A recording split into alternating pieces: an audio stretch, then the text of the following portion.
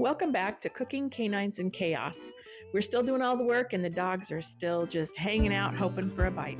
So, if you're craving an omelet, but your diet just won't allow it, try a one-egg omelet. Or, if you can't decide between a bacon and cheese or a sausage and onion omelet, why not have both? Have two one-egg omelets. I won't tell. However many omelets you're going to make, you just have to be sure to add 1 teaspoon of water per egg to be sure that you're using a non-stick pan. Mine's a 9-inch Teflon pan, and I'm coating it well with a spray so that it doesn't stick. So 1 egg is about a 1/4 cup.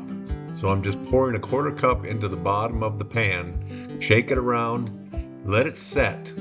Add a little bit of cheese while it's setting up.